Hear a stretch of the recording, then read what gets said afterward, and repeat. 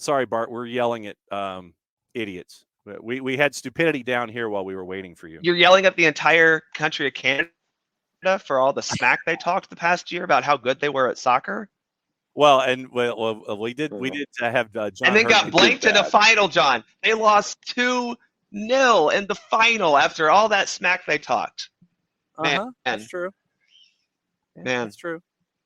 Yeah, it felt good. Sorry, continue. That's no. But we had our dose of stupidity down here this morning, and we talked about the moron alleged security guard who allegedly pulled a banana out at the Vinicius Jr. match, the Brazil Guyana match at one of Vinicius Jr.'s advisors, and said, "This is my gun for you." And then we talked about the genius who at the FA Cup final wore a Manchester United shirt. I imagine it was a personalized jersey is what we would call it. And it had the number 97 on it. And I guess on the nameplate, it said not enough, making a reference to Hillsborough. And so the guy who I'm not going to name got a regulated football game ban of 4 years in the UK, which means if Manchester United, his club, goes to European football, apparently this guy can go watch Champions League if he wants. $1,000 fine, surcharge, and court costs of just under £500. So £1,500 banned from UK regulated football games for 4 years for a Manchester United jersey shirt kind of deal that says 97, not enough on the back. I've seen nothing come out from Manchester United. This came out 3 hours ago, 3.5 hours ago. I've seen nothing from Manchester United mentioning that kind of stupidity and how they want to disassociate from it and how the guy should have a lifetime ban. Now, turning the conversation back to your initial thoughts as to who we were addressing when it came to stupidity down here, Herdman, John, Ropes with a question, wondering if you've sobered up. Yes, I did. I did not sleep much last night, but look, okay. I think we talked about this maybe before, John, but the Nations League feels bigger. Not just because all the teams are playing their A teams, but because this little 4-game or 2-game format, right, makes it so that you can focus on just these, the semifinal and the final. When you get into the Gold Cup, the unfortunate reality is I don't care much to watch us play Jamaica next Saturday, right? I'm excited. We should win by a large scoreline.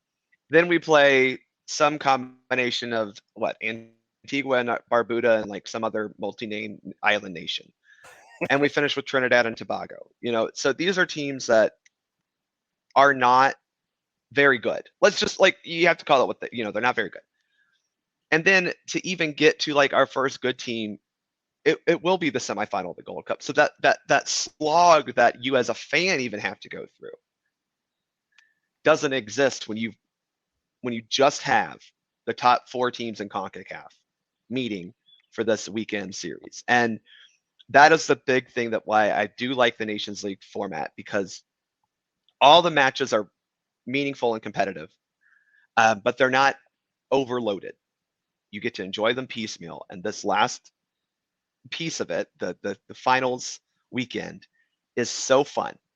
And the fact that we got to beat Mexico and Canada aggregate 5-0, it just feels so much. It feels so much bigger than winning a Gold Cup championship. And I'm sorry to besmirch the tradition of the Gold Cup. The thing that we have to play every 2 years for some reason that I don't understand still. But the Nations League just feels like a bigger achievement in the long run. Man, Bart used the word besmirch. Jarrett, for Bart, go for it. So what does Canada do now? Let's turn this and have a little bit of schadenfreude to Bart, because what does Canada do now? Because we know Canada has some dynamic players. we know if you get in a track meet with them, you're tempting fate a little bit. But what do they need to do to take the next step? Because like you're better than Mexico, which that doesn't mean what it used to mean. Yeah. Mexico is a tire fire, seen from many miles away. Yes. Mhm. But what do they like? Is Herdman the guy? Like, what do they need to do to take a next step? Well, that's a good question because I don't think it's necessarily with this group of players right now because I think, Jarrett, this is by far their most talented player pool they've ever had. The problem is even their starting 11 had pretty glaring deficiencies. Nothing like, well, I shouldn't say glaring, but they had deficiencies, right? And their backups outside of maybe Tajon Buchanan are not able to change a game the way that they need to beat us specifically, and honestly to make sure they're fully ahead of Mexico. So I think the next step for Canada soccer as a whole, because we see this on their women's side, is how do you get your domestic clubs to truly create academy systems that are producing professional ready players by 17, 18, 19 years old. Because they have to be able to restock once this group starts aging out. Once they start, they just need players in general when you go into these tournaments that you need depth. Because I think that was kind of the issue between World Cup qualifying versus the World Cup, where in qualifying, they caught everyone by surprise and they played a style of play that was really useful in CONCACAF because in CONCACAF, you're going to get teams making a lot of mistakes. And that's great when you have very good attacking talent. But the fact is, when they were put under pressure defensively, especially last night, they did not rise to that challenge at all. And that, to me, is also where they need to work on is defensively, because they performed well defensively in qualifying. Again, I think that's because of the way they play, forced a lot of errors from their opponents. But last night, when the U.S. wasn't, we've committed errors. We only had like a 60-some% passing percentage, which is not very great. But they were unable to deal with our attack when we attacked them.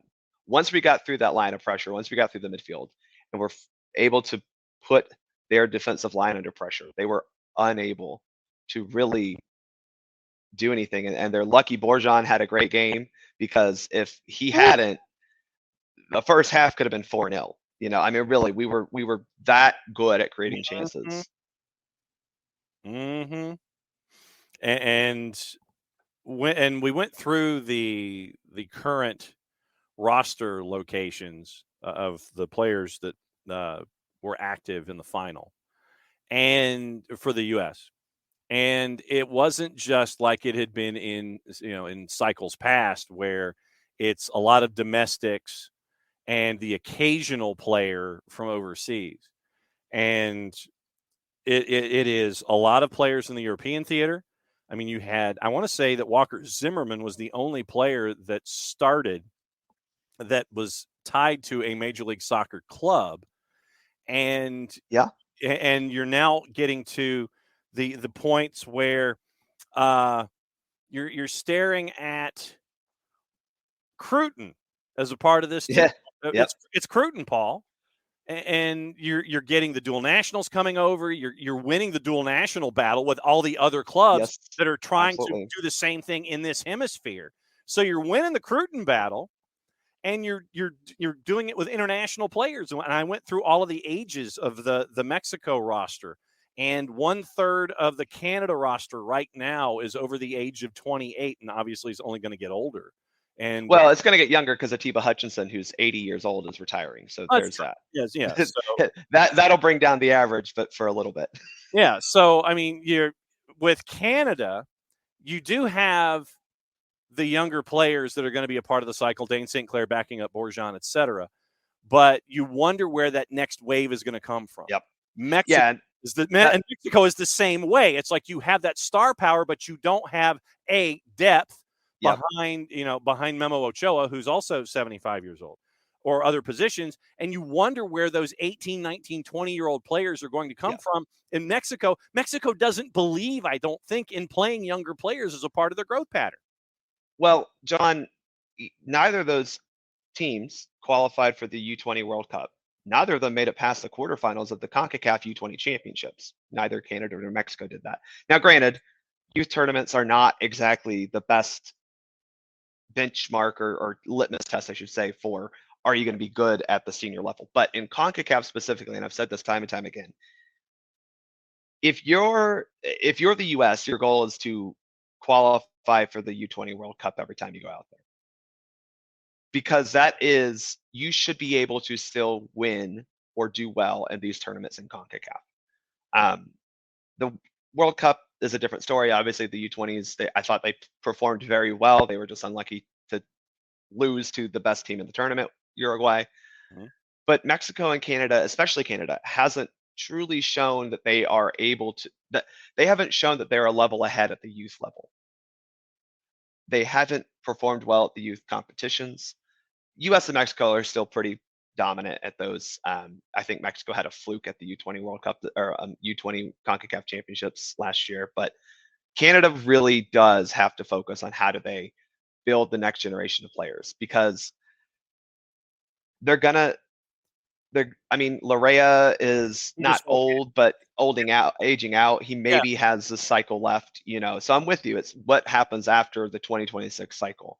And this is where I think I appreciated John Herdman for deflecting last night in his post-game presser, because I don't think it would have been good to fully rail against the players last night, because I don't think Canada played poorly necessarily. I think that we're just the best team in the region and acted like it. Correct. But the money has to be invested from Canada Soccer to bolster these clubs, to allow them to create actual professional academies.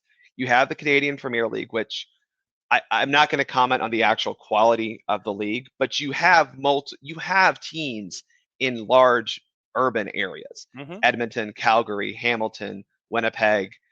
You've got a second team in BC. You've got a team out on the Atlantic provinces. So you have teams that should be able to reach the main areas of soccer players in your country. Right. And you have to figure out a way to get those clubs to develop players to, like I said, to be professional ready by 17, 18, 19 years old, because it can't just be Toronto, Montreal, Vancouver. You can't have just three, really only one, let's be real honest, with Toronto producing good talent. I mean, it's looking a challenge for different reasons for the other clubs, for the other national teams currently in CONCACAF as you're heading into a World Cup cycle. And the question was posed, I think it was Michael Valverde this morning, who could be that team that could come from lane 8 and come in and be a part of the process and challenge the top 3? Well, I mean, obviously you had Panama there this time around. I still think Costa Rica has a lot to offer. They are very, very young. They kind of are in that weird bridge generation as well. They had the 2014, 10, 14, and 18 teams, right? Very good, very frustrating to play against, all those things. And those guys eventually, you can't play forever. And they have some really good young talent, Costa Rica does. It's just they're not quite there yet. So I still think Costa Rica's up there, but Panama really impressed this Nations League. I thought that, it's still just very clear that they're not at the level of Canada or Mexico. I mean, that played out in both matches. So I'm not quite sure, John, but I still think that when you're looking at the cycle specifically, if you're a CONCACAF team, you have to go, oh man, we got a chance here, because you're getting extra spots at the World Cup, not just because you have USA, Canada, Mexico qualifying automatically, but also because there's just more spots for CONCACAF. So Panama, Costa Rica, they should be good. I'm really curious to see what Trinidad and Tobago does at this Gold Cup, because they've been down for a couple of cycles, and they were a club that had a very good history. I'm not sure they're there yet. I don't know if there are any other island nations there. I know we really liked the Curacao idea for a while, and I just don't know if they're able to keep up. So is it another Central American team? Is it Nicaragua finally maybe making a step? Is it, El Salvador taking the momentum that Hugo Perez has built and creating a fully functioning team throughout the entire qualifying cycle? I'm looking more at the Central American countries than I can at the Caribbean countries, because I just don't see how they're progressing. Maybe it's Jamaica, I don't know, but I'm looking more at what does El Salvador do? What does Nicaragua do? What does even Guatemala do? Those are the countries I would be looking at to see who's coming from the outside to make us a run. Eric, go for it. It's funny you talk about Costa Rica, and it feels like Costa Rica is doing the thing. And look, there are growing pains when you go young, but it's doing the thing Mexico should have done. Because look at Mexico's roster. Just bite the bullet. Right now, the U.S. is in a hardcore, prime growth phase where they have an obscene amount of young talent, but not too young enough to cause problems for the next cycle, maybe 2 cycles, maybe 3 cycles. It feels like something Mexico should have done for sure. And just bite the bullet and just, get the kids in there, see what they've got, see what you have. Because right now, what you have isn't working. You're just dragging this corpse on. And we see this in other sports with teams of just dragging this body through the streets when you should just bite the bullet and just figure out what you have. Don't be the Hawks of the mid-2000s, please. Yes. Well, and you get a good point, though, Jarrett, because I think if you're Mexico, and look, I'm not even trying to slander Memo Ochoa, because he's been very good for a long time and has certainly gotten his wins over the U.S. Mm-hmm. But do you really want to keep him around through 2026? I don't know if he's your guy. Do you start looking at younger goalkeepers? I definitely think you need to start looking at. You got to find someone in that midfield, because their midfield was. we ran through them on Thursday through that midfield. Yeah, like it was the Michigan banner at the start of a game every game. It was no, but seriously, it was bad. It was. That was the other thing that stuck out to me last night too. And I heard this coming up through and granted, Canadian fans have talked a lot. I'll still give that they have the best player in CONCACAF with Alphonso Davies. I think that is still true. I don't know how true it is, but it's still, I'll give him that. But, I heard a lot of stuff about, Eustachio, he's the best midfielder in CONCACAF. Okay. No. Because he got bossed by Brendan Aronson, Gio Reyna, Yunus Musa. Yunus had a hell of a 2 games. I'll tell you, that man was insane. So I'm with, I don't know what Mexico does, because clearly they think that the talent they have is okay enough.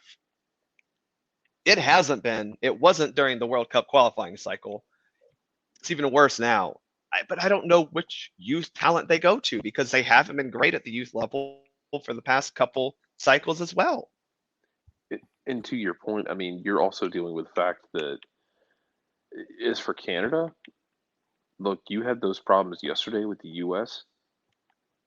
There was no Serginho Dest or Weston McKennie to be seen on the field. Yo, but Joe Scally absolutely locked down Alphonso Davies and Brendan Aronson. He helped a lot, but Joe locked him down to the point where they had to switch him multiple times throughout the game. So that was when that happened, I think, and maybe it was planned, I don't know, but the fact that you had to switch them to go to Anthony Robinson, who is fast and can keep up with him for the most part, it's that's your game plan? Hey, you're getting to the point now where you have such a depth of options. We're going to see, who earns those minutes and who can consistently earn those minutes for this team, because my God, you got guys all over the place who are going to be demanding minutes, but there are only 11 spots on the field. But that's good, though. Yep. You like competition, don't you? You do. Well, and that's kind of like, the Gio Reyna discussion has come up a lot recently, and obviously that I don't want to talk about this, John, but we're going to gloss over it for a second. Now that Berhalter is being reinstated as coach, obviously people want to go back to the World Cup and go, well, see, he should have played Gio Reyna. And I think we all understand that Gio was not at actual 100% health, even though he as a player absolutely thought he was. It was very clear that he probably wasn't truly 100%. His numbers and minutes at Dortmund before the World Cup kind of proved that as well. The fact of the matter is, throughout qualifying, the team played best with the Adams, McKinney, Musa midfield. And that's great. You do get a chance now, as you hit a new cycle, to play with new things. Obviously, Tyler Adams wasn't available this time, so you had to try something else. Musa was a very adequate backup to Tyler Adams. I think that he, in my opinion, proved that he is the second choice as that defensive midfielder. But Gio played very well in both games, obviously man of the match last night. To your point, that is a good problem to have, because at best it means, hey, you know what? Actually, this game is going to be a little bit more like we're chasing it a little bit. We're going to need to have some defensive grit in there. Gio might not be your guy. Or you have a game like last night where, especially in that first half, we knew we were going to have a lot of more possession. Gio's perfect for that. Gio is perfect when we have a game that we're going to dominate possession, because he not only finds good passes, but he makes things happen on his own. And that's like having options. It's not about who starts, because that starting is not a end all be all. Oh, he's your starter. Well, yeah, for this game. It's situational. It's right.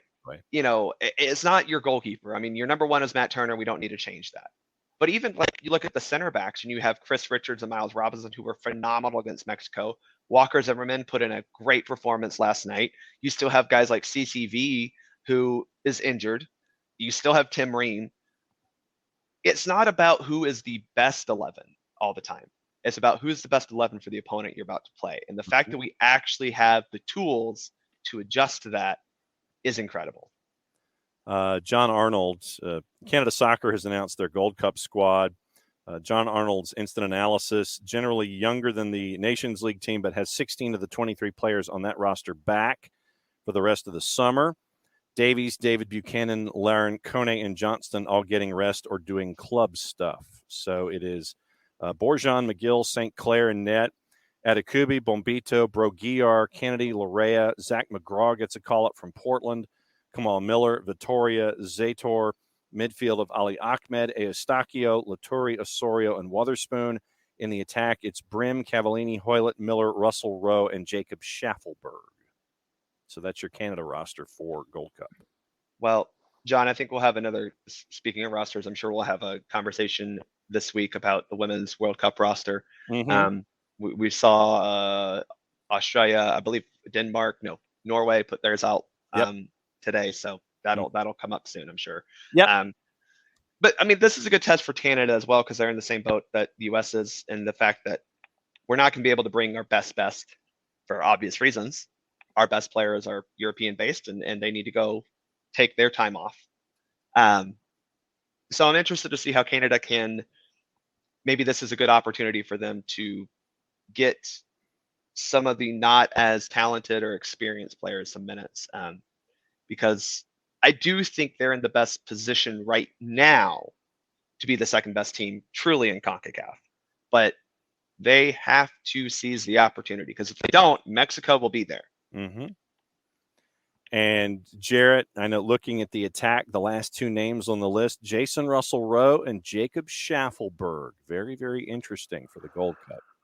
And man, look, if you're going to, as we have seen just north of us up in Tennessee, if you were going to play on the counter, Jacob Schaffelberg is a nice piece to have to ask to make an 80-yard sprint against the tired defense.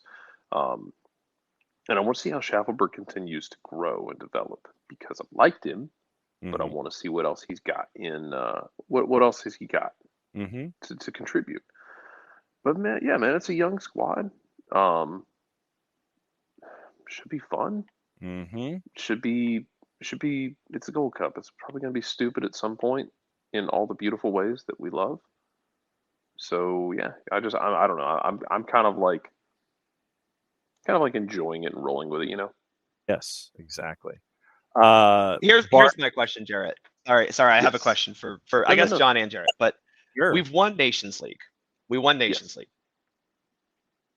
Won it like very solidly. Like there is no doubt this wasn't a fluke. We didn't get lucky. It wasn't even the Mexico game from 2 years ago where it was 3-2 because crazy shenanigans from the referee. We dominated both matches. Do we have to win Gold Cup to still claim that we're the best team in CONCACAF?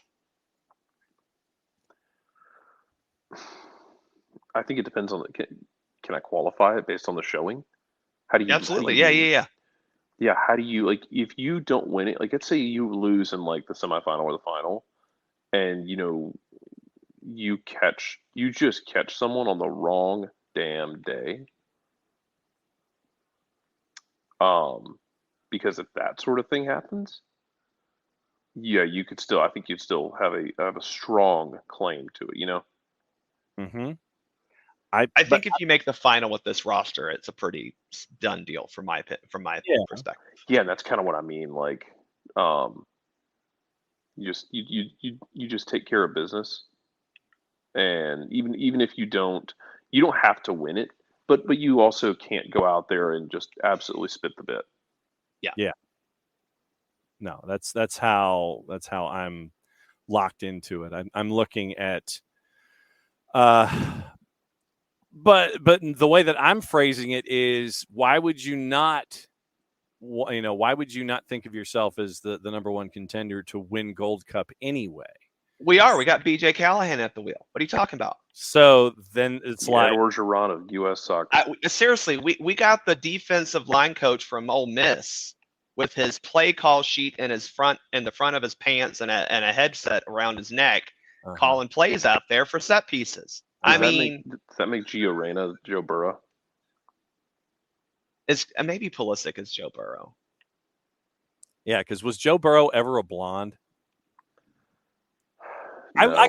I could see Pulisic lighting up a cigar after a victory without any question. I could see Gio doing it as well, though. Yeah. I don't know if Gio's the Joe Burrow, but I don't know. We need to work on this. But he's like the running joke is just that BJ Callahan is your either linebackers or defensive line coach from pick an SEC school here, and he fits the mold. Or a wrestling coach. I think we've decided maybe he looks more like a wrestling coach with the polo tucked into the pants. It's also the square jaw. Like he's just built like it. Yeah. That man could squat a Volkswagen Beetle from the 70s. Yeah. Yeah. And he would have absolutely no fear in doing it. Last thoughts about Nations League as we head into Gold Cup, Bart Keeler. We're the best team in CONCACAF. I think it's been pretty clear that this was the trajectory we were on since qualifying ended. We had the best showing at the World Cup. We had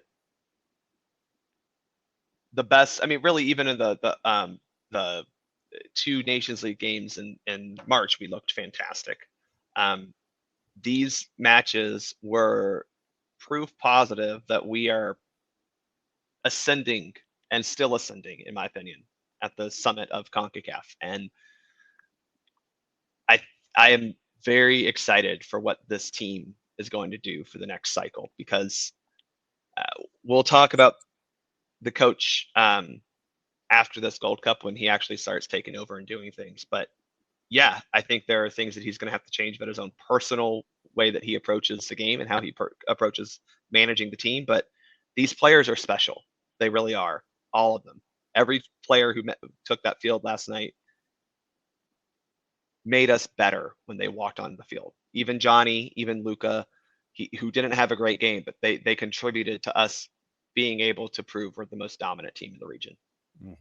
Last thoughts, Jared Smith.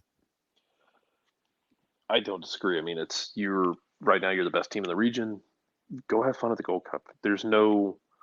This should be a fun Gold Cup. This should not be a pressure-laden Gold Cup. And I mean that in the sense, yeah, there's always pressure to win, but this isn't like oh God, we have to have a decent showing so we don't like slip down the totem pole. Are we behind Costa Rica like it's been in years past?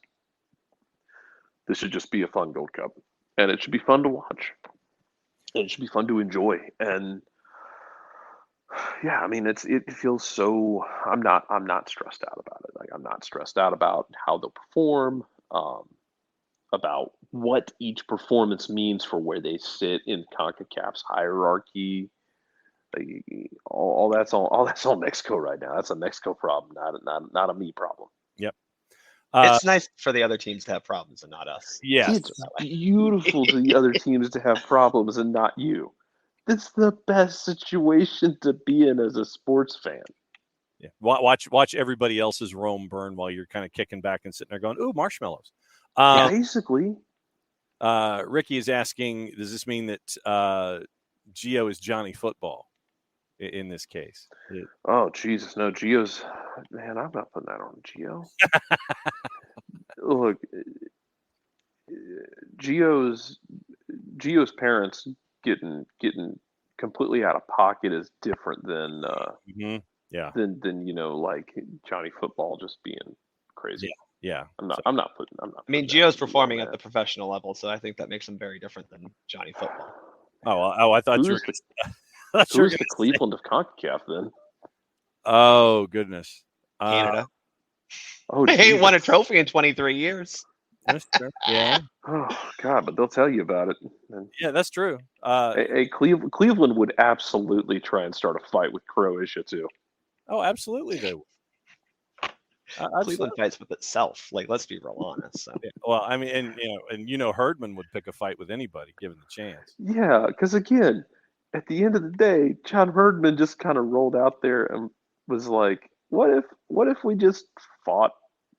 What if we just fought Croatia? We just decided we're gonna trash talk Croatia." Well, see now, and this would be if you had Coca and Herdman going at it, where they feel like they have no choice and they just end up fighting each other. I mean, it's like, okay, who can come up with the knockdown drag out first, and how many are left after all the red cards are shown? It's like 7v7, like the Open Cup game with Atlanta and Colorado, like one of those kind of things with Herdman and Coca. If you had Canada going up against Mexico with A+ rosters, that'd be kind of cute. I think that'd be an enjoyable experience for television. Speaking of which, John, there's some stuff going on in the chat between Emilio and Kafka about Nations League and Gold Cup kind of being stacked back to back. Yeah. So Nations League and Gold Cup, they were never meant to be during the same summer.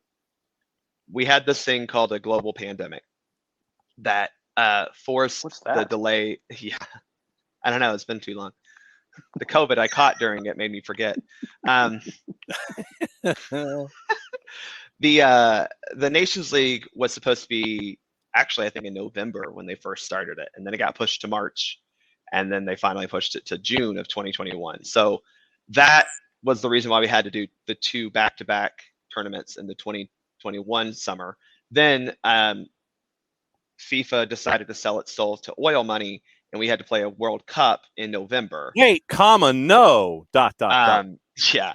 So that pushed back the calendar a little bit as well. So the next Nations League cycle technically starts September, October. The U.S. won't enter until November when we go to the quarterfinals. If we win that quarterfinal tie against whoever qualifies, we automatically qualify for the Copa America next summer, and we qualify for the finals in March of 2020. What's next year? 2024. Yes. So that is how this is working now. So I don't know how that's going to stay in perpetuity because CONCACAF changes things monthly, I think. But that is what will happen next time. So next year in 2024, we'll have a Nations League final in March. Atlanta bid for it. And we'll have the Copa America that summer. Atlanta also apparently going to bid for that. So that is, luckily, we won't have these two issues. And again, I think if you do that, and because you only have the 2 games in one window, you're gonna get the best of the best. Your A team coming. So that's why in September we have friendlies. That's why in October we have friendlies with Germany and Ghana, because CONCACAF obviously likes to prefer the best teams in the region to make sure that they do get to qualify for the important tournaments. So Canada, Mexico, Panama, USA, we're sliding into the those quarterfinal matchups in November. Those winners play the final in March. Mm-hmm. So yes, COVID affected that, and yeah. then a Winter World Cup affected it. Yeah. So, and Tafka's wondering what precisely qualifies for Copa. It's called money and expanding the tournament. Yeah. What qualifies us for Copa? Like to play in a Copa America? Yeah. We said, do you want to make a shit ton of money? Uh-huh.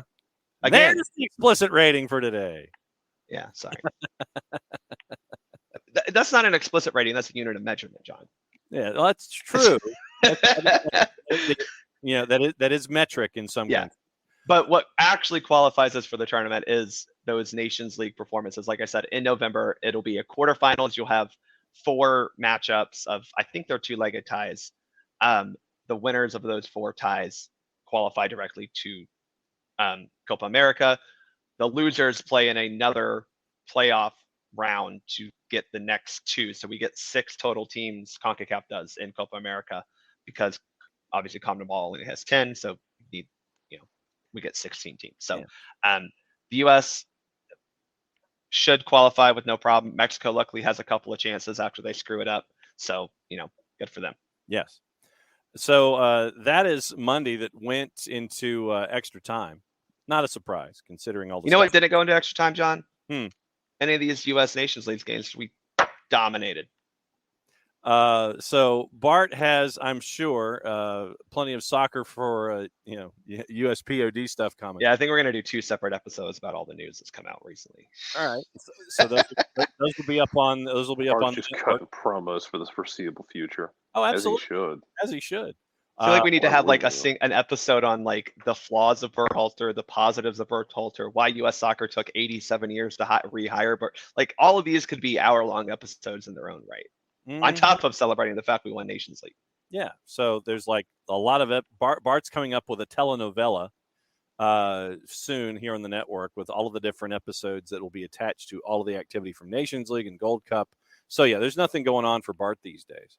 And so I'm guessing that what are we anticipating this week from national teams? Anything, Bart? Other than getting ready for Gold Cup? Oh, that's about it. Obviously, the U.S. starts its Gold Cup campaign on Saturday against Jamaica. That's a 9:30 kick. Okay. If you want to come watch it, Fido, you are more than welcome to. Go. There's your plug. As you know, the Atlanta United plays 7:30 that day. I say this. My very good I don't know if you're aware, but All Stripes is doing a watch party for that. Their Pride watch party on Saturday at Coda at Georgia Tech. So you can go watch the Atlanta United game there, and then head over to Fido after for the U.S. team game. I have been told by my friend Tanya Biggerwood that there will be an appearance by Tanya at the drag performance for the All Stripes charity event. So make sure you go out there and have a great fun. It was a lot of fun last year, and hopefully we do it again. So that's the lineup this week. Obviously, we have Atlanta United playing on Wednesday. We're missing Miles Robinson for forever because he wants to play in the World Cup. Good for him. Back-to-back tournaments, yeah. Yeah. So there's plenty to play with. But Bart, as Bart always knows, since he's a golden ticket holder, literally he can DM me. It's like, I want to come in. And that's kind of like what happened this morning.